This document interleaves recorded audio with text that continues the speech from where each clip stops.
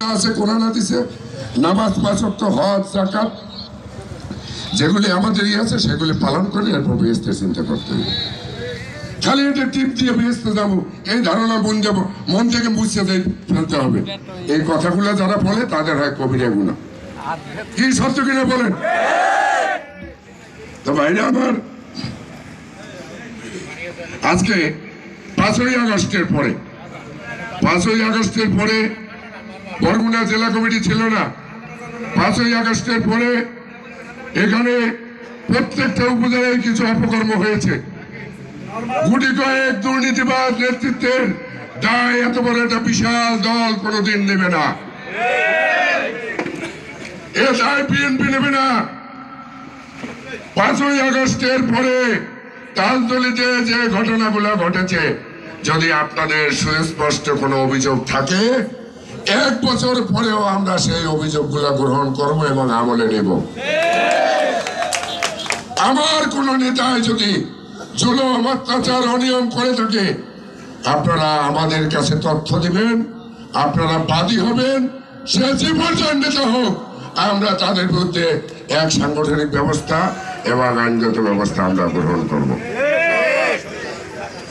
আপনারা সহযোগিতা করবেন না, পিছনে সমালোচনা করবেন। সেই সমালোচনা যদি আপনারা কেউ করেন, তাহলে আমরা ভাববো আপনারা বিরোধিতার কারণে বিরোধিতা করছেন। 5ই আগস্টের পরে একটা জিনিস প্রমাণ হয়েছে যে লোভ কারা কারা সংবরণ করতে পারে। যারা সামান্য বিএনপি ক্ষমতায় আসে নাই, এতটুকু ক্ষমতা পেয়ে যারা লোভ সামাল দিতে পারেন নাই, আপনাদের বোঝা উচিত ছিল বাংলাদেশে শেখ হাসিনার কি হয়েছে। আপনি সেই একই পথে যদি হাঁটেন, আপনার পরিণতি তার চেয়েও ভয়ঙ্কর হতে পারে। শেখ হাসিনার আশ্রয় আছে ভারত, আপনার আছে কোন জায়গায়? যারা বিএনপি করেন ডানপন্থী মানুষ, বলেন দাড়ি টুপিওয়ালা মানুষ, আপনি কই যাবেন? আপনি বর্ডারে বাংলাদেশের মধ্যে থাকলেও তো বিএসএফ আপনার গুলি দিয়ে হালাই দিয়ে 500 গজ দূরের মধ্যে। হাসিনা আওয়ামী লীগ আছে, এরা জানলা চলনা দরজা জানলা ব্যবহার খুললে দিচ্ছে, ব্যবহার খান হান হান, কোনো পাসপোর্ট লাগবে না, ভিসা লাগবে না, কোন আইন নাই। আপনি কই যাইবেন? একটাবার ভাবা উচিত, আপনি অপরাধ করে মুক্তি পাবেন। হাসিনার এমন বক্তব্য আমরা শুনেছি তার কর্মীগো বেহুলা লক্ষিন্দারের, যেমন একটা ছিদ্র ছিল, কাল নাগিনী প্রবেশ করে সেখানে ধ্বংসন করেছিল।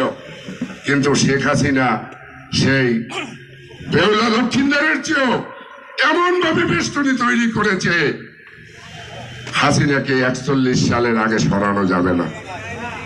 আল্লাহ বলছে, এ হাসিনা, তোর ক্ষমতা বেশি না আমার ক্ষমতা বেশি, দেখ। হাসিনা গর্ব করে বলেছিল প্রশাসন সকল ক্ষেত্রে, পুলিশ থেকে শুরু করিয়া সিভিল প্রশাসন সকল জায়গায় জয় বাংলা জয় বঙ্গবন্ধু বাধ্যতামূলক করেছিল। আজকে উপজেলা পরিষদে আপনি যাবেন, মনে হবে এটা একটা আওয়ামী লীগের অফিস। আপনি থানায় যাইবেন, মনে হবে এটা একটা আওয়ামী লীগ অফিস। আওয়ামী লীগের লোকটা আপনার কোনো মূল্যায়ন নাই। কোর্টে যাইবেন, আওয়ামী লীগের লোক খালাস, আওয়ামী লীগের বাইরের লোক 7 মামলায় 10 বছর জেল। এরকম একটা অবস্থা করে নাই। বাংলাদেশের সকল বাহিনীকে তাদের আনুগত্যে নিয়েছিল। কই দেখতে পারছে? গুড়োঘেরার মধ্যে পাচার খাই হেলিকপ্টার ধরে গেছে। তাহলে আল্লাহ একজন আছে, সৎভাবে চলতে হবে। এরকম পরিণতি যদি আপনার জন্য অপেক্ষা করে, এরকম কাজ আমি কেন করব বলেন?